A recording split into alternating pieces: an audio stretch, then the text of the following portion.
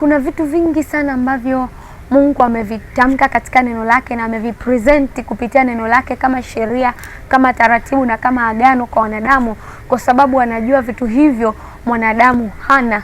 Chochote kile ambacho Mungu anakitamka na kipresent kwa mtu, maana yake mwanadamu hana hicho kitu. Kwa hiyo Mungu anakitaka hicho kitu kutoka kwa mtu. Mungu anapopresent swala la utakatifu, anajua kabisa kwamba pasipo utakatifu mwanadamu hawezi kuwa na accessibility na Mungu.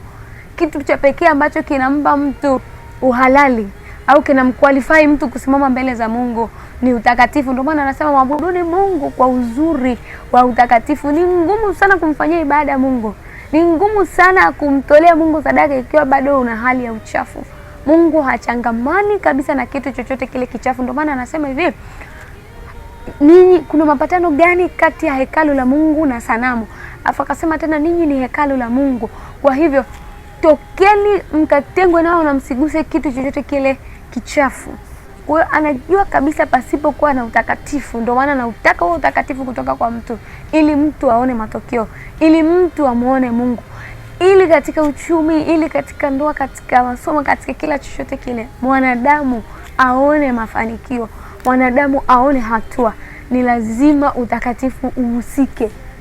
Utakatifu ni character pekee au ni sifa pekee ambayo mtu akikosa ni ngumu kumuona Mungu akionekana. There is no way out.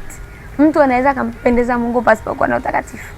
Unaweza kuwa na imani, unaweza kuwa unafunga, unaweza ukawa labda una kila kitu, lakini without holiness it's hard to please the Lord.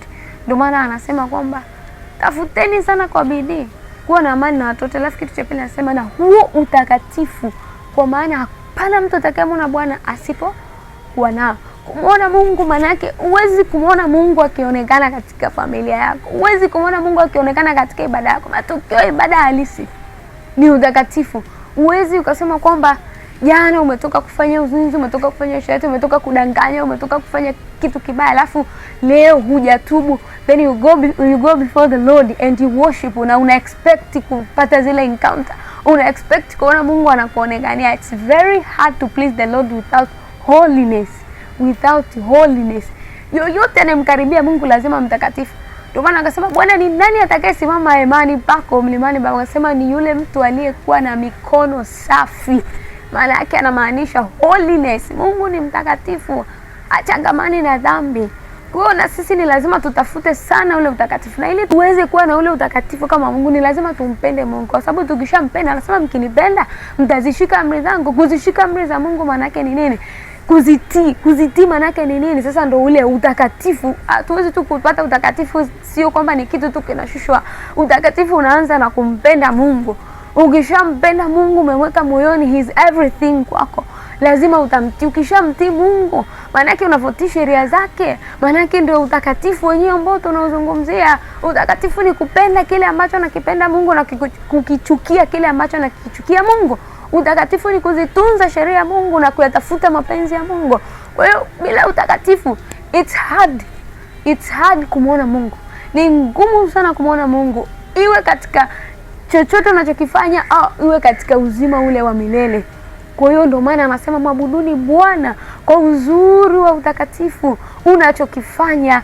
Huwezi kutoa sadaka bila kuwa mtakatifu. Huwezi kumtumikia Mungu kwa namna yoyote pasipo utakatifu. La sivyo kile ambacho utakuwa unakifanya kitakuwa ni bure kabisa mbele za Mungu. Kitakuwa kina matokeo ni sasa tu na unapoteza muda wako. Mungu hawezi kusikia chochote kile ambacho kinatoka mahali pachafu. Ndio maana kuna mahali anasema nitoleeni sauti, kelele za sauti zenu, kelele za vinanda na vinubi vyenu. Kwa sababu gani? Vimetoka katika mahali pachafu.